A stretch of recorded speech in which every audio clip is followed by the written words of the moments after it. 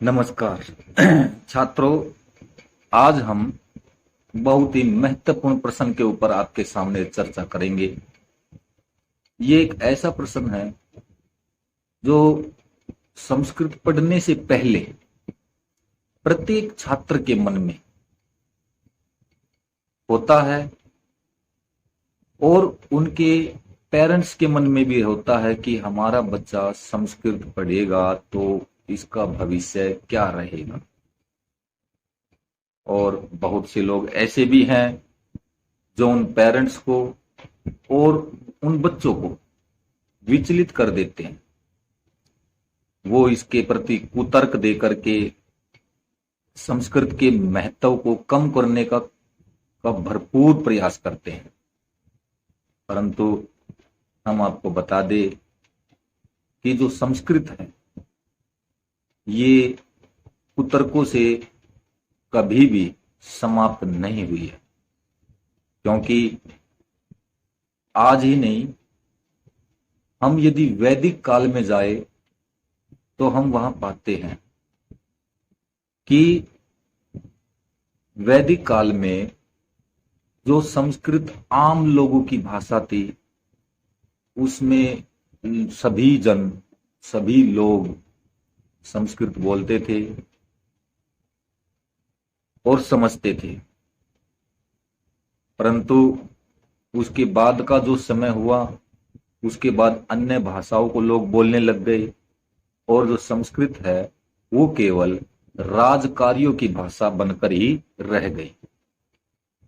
फिर भी वो भाषा लुप्त नहीं हुई। अब सोच के देखते हम, ऐसी कोई भाषा जिसे आम जन तो नहीं बोलते, आम लोग नहीं बोलते, धीरे धीरे आम लोग समझना भी बंद कर गए, लेकिन फिर भी आज के दिन वो भाषा जीवित है। और यदि हम संस्कृत को छोड़ दें तो बहुत सी भाषाएं ऐसी हैं जो आम लोगों के न बोलने के कारण मृत हो चुकी है। अर्थात लोग उनको समझना, उनको जानना, उनको पढ़ना सब कुछ भूल चुके हैं। लेकिन संस्कृत आज भी चलती है। मुझे याद है, मैंने कहीं पढ़ा भी था कि महाराष्ट्र का एक गांव है, कर्नाटक का एक गांव है जहां जिसका नाम है, वहां पर संपूर्ण गांव संस्कृत बोलता है, पूरा का पूरा गांव। तो आज भी संस्कृत कहीं ना कहीं जीवित है। कई लोग इसको मृत भाषा कहते हैं। वो पूर्वाग्रह से ग्रसित हैं।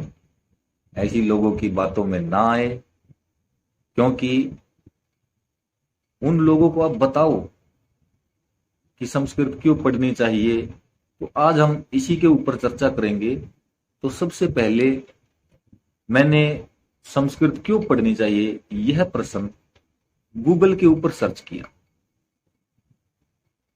जो आपके सामने अब दिखाई दे रहा होगा, जिसमें लिखा है साफ साफ शब्दों में कि संस्कृत क्यों पढ़नी चाहिए। तो मैं आपको पढ़ के एक बार बता भी देता हूं, बाकी आप स्क्रीनशॉट पर भी देख सकते हैं। इसमें लिखा है कि संस्कृत में वैदिक धर्म से संबंधित लगभग सभी धर्म ग्रंथ लिखे गए हैं। आप भी जानते हैं, जितने भी वैदिक ग्रंथ हैं, हम ऋग्वेद ले, अथर्ववेद ले, सामवेद ले, सभी वेद, सभी पुराण, सभी उपनिषद, सभी आरण्यक, ये सभी के सभी संस्कृत में ही लिखे गए हैं।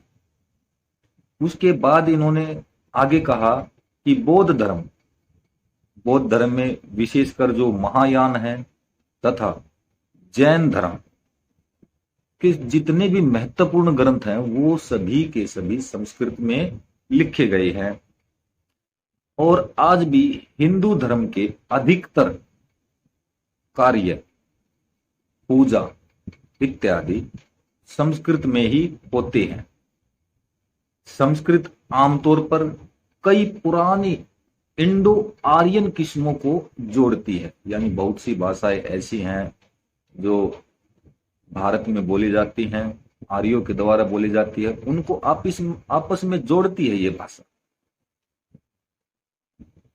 जैसे मैं एग्जाम्पल देता हूं, मराठी भाषा महाराष्ट्र में बोली जाती है, उसकी जननी क्या है? संस्कृत। बहुत से शब्द उसकी संस्कृत से निकलते हैं। ऐसे ही हमारी जो हिंदी भाषा है, उसकी भी जननी क्या है? संस्कृत।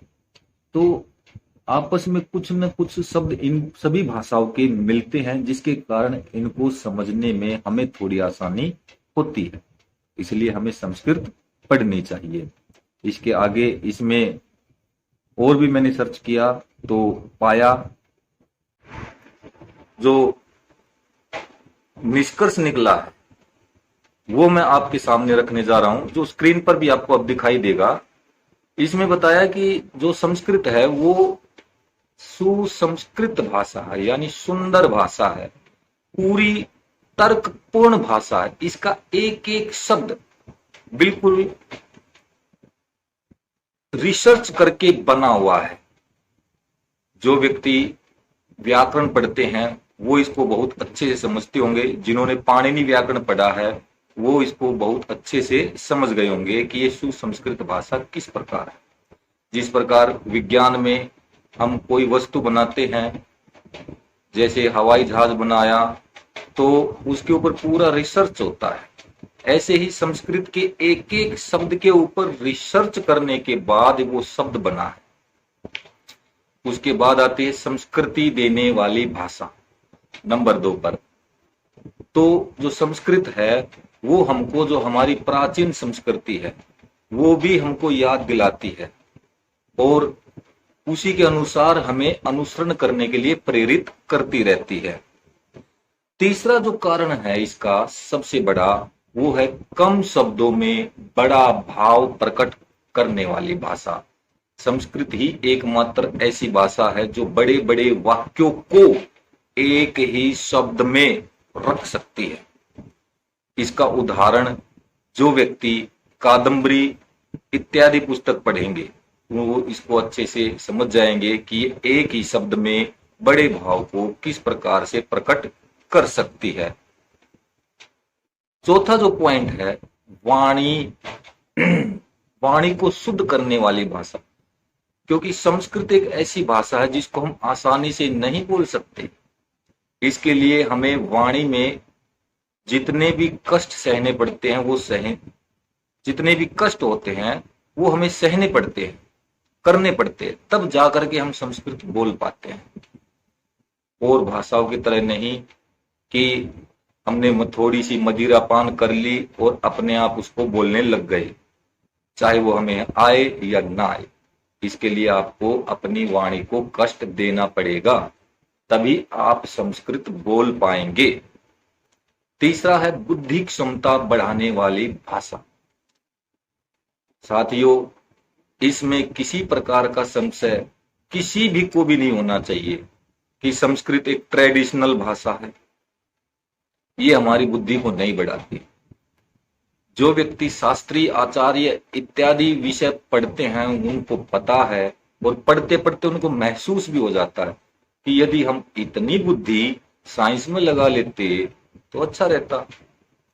परंतु आपको बता दें कि जो व्याकरण है पाणिनि की, जो महाभाष्य लिखे गए हैं, उनको हम देखते हैं तो पता चलता है कि किस तरह से ये बुद्धि को बढ़ाती है।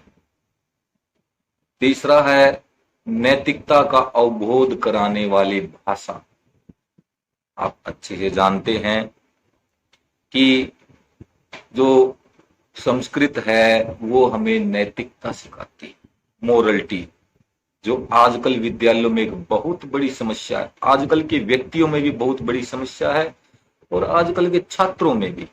और उस समस्या से जो समस्या पैदा होती है उन सभी को आजकल विद्यालयों में अध्यापक सामने देखते हैं। इसलिए उन छात्रों में मोरलिटी पैदा करने के लिए मुझे लगता है कि संस्कृत बहुत जरूरी है और सभी को चाहिए कि संस्कृत कम से कम 10वीं तक तो पढ़े ही पढ़े, उसके बाद आप जिस लाइन में जाना चाहे जा सकते हैं, आप स्वतंत्र हैं। और तीसरा है आदर का भाव पैदा करने वाले विषय। बड़ा अच्छा पॉइंट, मैं तो इसी को मानता हूं कि जो व्यक्ति संस्कृत पढ़ते हैं वो अपने बड़े बूढ़ों, अपने बुजुर्गों और अपने देश के प्रति उनके अंदर अपने आप आदर भाव आ जाता है। इसके लिए हमें अलग से कोई कोर्स करने की जरूरत नहीं होती, वो अपने आप अपने देश से, अपनी मिट्टी से जुड़ जाता है, अपने कल्चर से जुड़ जाता है। 9वां पॉइंट जो है बड़ा ही सुंदर पॉइंट है। ये गौरवशाली अतीत के बारे में अवगत कराने वाली भाषा है, इसलिए हमें इसको पढ़ना चाहिए। कि जो कई जो थिंक टैंक सोचते हैं कि आधुनिक भाषाएं ही गौरवशाली है, वो ये गलत जानकारी संप्रेषित कर रहे हैं। इसको रोके, क्योंकि संस्कृत भी हमारे गौरवशाली ये अतीत की याद दिलाते हैं कि उस समय किस प्रकार से व्यक्ति आपस में प्रेम से रहते थे, एक दूसरे का सम्मान करते थे, और कितना अच्छा जो था हमारा देश, सभी प्रेम भाव से रहते थे। ऐसी भाषा है, क्योंकि हमारा जितना अच्छा अतीत भारत देश का है शायद ही किसी देश का हो। और 10वां जो पॉइंट है, जिसको बड़े बड़े धर्म गुरु भी बताते हैं कि मन को शांत करने वाली भाषा है संस्कृत। इस भाषा से पढ़ करके हर व्यक्ति अपने आप को शांत कर लेता है, उसके अंदर जितनी मोह माया है वो उसको त्याग देता है।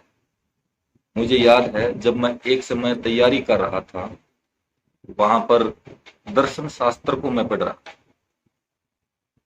तो दर्शन शास्त्र पढ़ते पढ़ते मेरे मन में ऐसा लगा कि जो मिले या ना मिले, लेकिन जीवन की सच्चाई हमें मिल गई। संस्कृत एक ऐसी भाषा है जो जीवन की सच्चाई से व्यक्ति को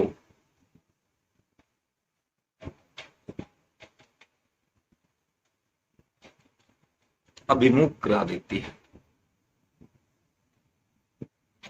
इसलिए मुझे तो ये जो 10 पॉइंट मैंने निकाले हैं, मुझे तो ये बहुत अच्छे लगे। उम्मीद है आपको भी अच्छे लगे होंगे। और अब आप थोड़ा सा कष्ट करें, इसी तरह की और वीडियो यदि आप पाना चाहते हैं तो हमारे चैनल को लाइक और सब्सक्राइब जरूर करें। धन्यवाद।